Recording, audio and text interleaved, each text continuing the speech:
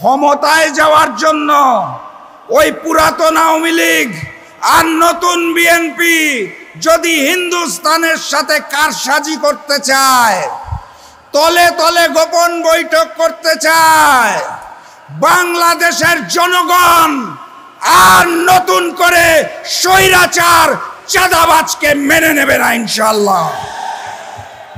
গতকাল স্বাধীন কমিশন পিলখানা গণহত্যার রিপোর্ট দিয়েছে, আপনারা জানেন। সেই রিপোর্টে স্পষ্ট করে বলা আছে পিলখানা গণহত্যার জন্য আওয়ামী লীগ এবং ভারত দায়ী। আমার রিপোর্টটা দেখে ভালো লেগেছে, কারণ পিলখানা গণহত্যার পর সর্বপ্রথম আমার মরহুম পিতা শফিউল আলম প্রধান বলেছিলেন এটা বিডিআর বিদ্রোহ নয়, এটা পরিকল্পিত ঘটনা এবং এর পিছনে ভারত রয়েছে, শেখ হাসিনা রয়েছে। সেটা গতকাল প্রমাণ হয়েছে। আরেকটা ছোট্ট ঘটনা বলতে চাই। 2 বছর আগে পিলখানা গণহত্যা দিবস উপলক্ষে আমরা একটি আলোচনা সভার আয়োজন করেছিলাম। তখন আমাদের দল জাগপা 12 দলীয় জোটে ছিল। প্রধান অতিথি হিসেবে এসেছিলেন বিএনপির একজন স্থায়ী কমিটির সদস্য। সেদিন আমি বক্তব্যের মধ্যে ওই হিন্দুস্তানের বিরুদ্ধে কথা বলেছিলাম দেখে বিএনপির ওই স্থায়ী কমিটির সদস্য রাগ করে সমাবেশ থেকে চলে গিয়েছিলেন। তারা বলতে চেয়েছিলেন বাংলাদেশের রাজনীতি করতে হলে, ক্ষমতায় থাকতে হলে হিন্দুস্তানকে নাকি তুষ্ট করতে হয়। 5ই আগস্ট বাংলার জনগণ জানিয়ে দিয়েছে বাংলার মাটিতে হিন্দুস্তানের আধিপত্যবাদ এবং আগ্রাসন চলবে না ইনশাআল্লাহ।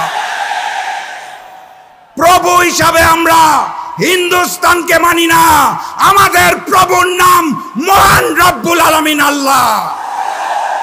আল্লাহ ব্যতীত কারো সামনে মাথা নত করতে চাই না।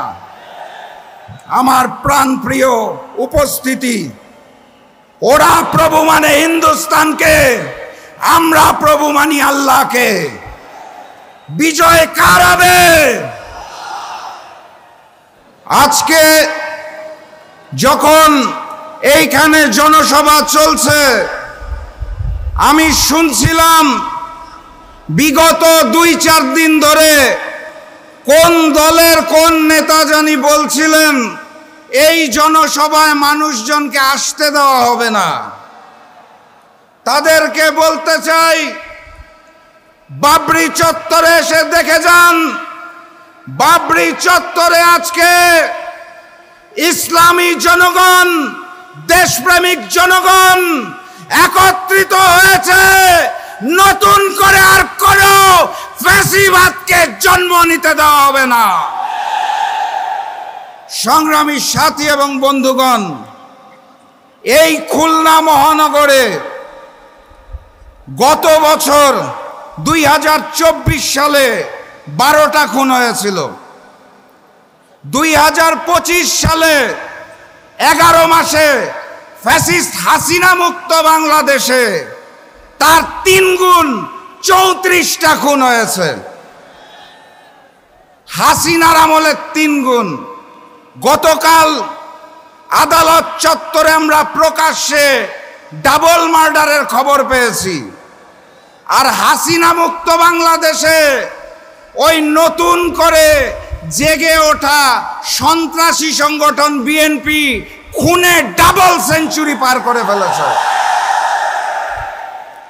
এই প্রশাসন, এই আইন শৃঙ্খলা বাহিনী দিয়ে লেভেল প্লেইং ফিল্ড হবে, জাতীয় নির্বাচন সুষ্ঠু হবে, সেটা বাংলাদেশের কোনো পাগলও বিশ্বাস করে না।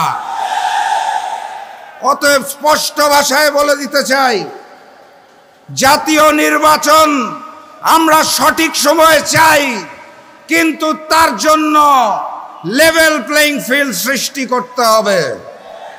জাতীয় নির্বাচনের দিনে ওই লোক দেখানো গণভোট আমরা মানি না এবং মেনে নেব না ইনশাআল্লাহ।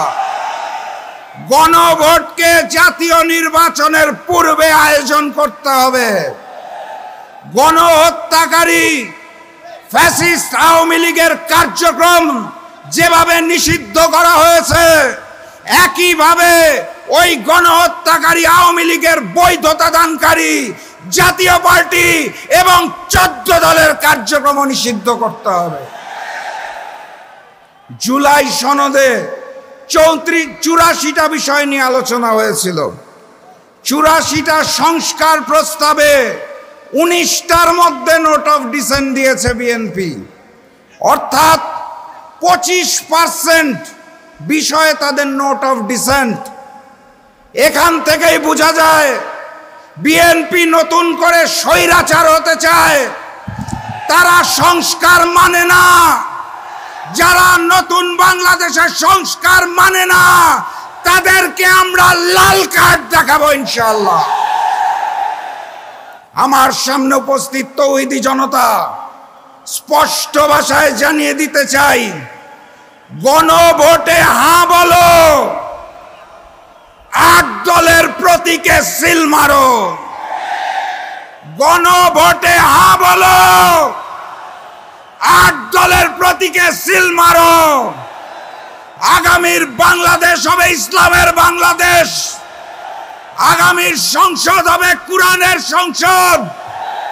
ওখানে আল্লাহ ব্যতীত আমরা আর কোন প্রভু মেনে নেব না।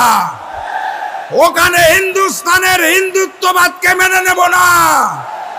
ওখানে কসাই নরেন্দ্র মোদীর পরিকল্পনা মেনে নেব না। আওয়ামী লীগ যেভাবে দেশ ছেড়ে হিন্দুস্তান পালিয়েছে, বিএনপিকে বলতে চাই, জনতার কাতারে আসুন, না হলে আপনাদেরও পালিয়ে যেতে হবে দেশ ছেড়ে।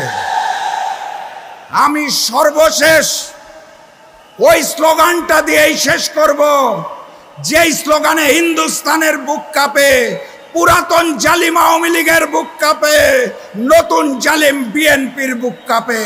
স্লোগান ধরুন, নারায়ে তাকবীর, নারায়ে তাকবীর, নারায়ে তাকবীর।